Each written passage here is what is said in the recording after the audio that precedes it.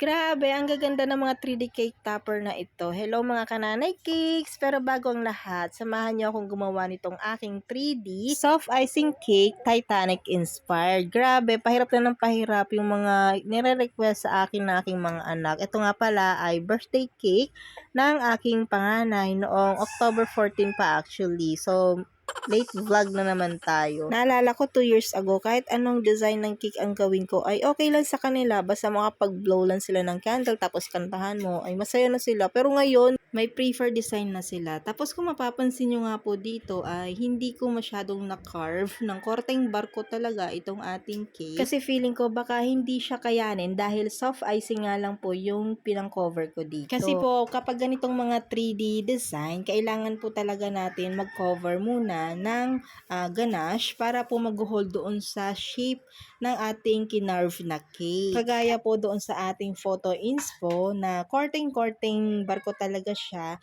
dahil ang inspo natin ay fondant. So kapag fondant po ay nagko-cover muna kami dyan ng ganache para magkaroon siya ng tibay. Saka ngayon siya kokoveran ng pinaka-final icing niya which is yung fondant. Pasensya na kayo kung may naririnig kayong ingay sa background. Naglalaro kasi itong aking mga junakis. Kaya ayan, may nagpupukpok at maingay. Moving on, sobrang challenging nga yung paggawa ng ganitong 3D cake.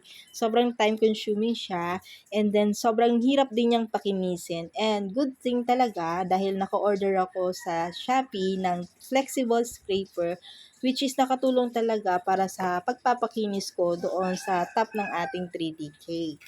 So, good investment din itong ating flexible scraper. And then, nag-create din pala ako dito ng alon-alon effect gamit ang spatula. At yon may mga different shade ng blue and white para kunwari bubbles, 'di ba?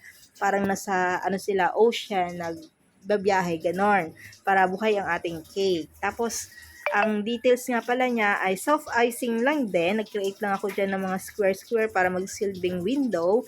And then, yung kanyang chimney, ano lang yan, boba straw or zago straw na tinusok ko dyan and then nilagyan ko siya ng red na icing. Tapos nilagyan ko rin siya ng Eman, yun yung name ng ating celebrant. At doon naman sa kabila ay ang Titanic na word. At ito na ating finished product. So, di ba, hindi naman halata na pumalpak ako sa pag-carve nitong ating 3D Titanic cake. Pwede na kaysa sa wala, di ba? Tapos, ayan, balik na tayo dito sa ating 3D topper. Disclaimer lang na hindi po ito sponsored. Nakita ko lang po ito sa TikTok. At sinishare ko dito kasi para makita ng ating mga customer na pwede tayong mag-upgrade sa mga ganyang klaseng cake topper. 3D po yan at ang kanyang price ay medyo may kamahalan. Kapag walang light ay 599. Kapag may lights naman ay 699. Tapos, meron pa silang isang klase na light and shake katulad nito na 799 naman yung kanyang price. So, ayan, medyo may kamahalan siya at syempre dapat merong budget yung ating kliyente dito. So, ayan, binibigyan ko lang ng idea na pwede tayong mag-upgrade sa mga ganitong kagagandang mga 3D cake topper. So, yun lang guys. Thank you for watching. Please like and follow our page for more. Bye!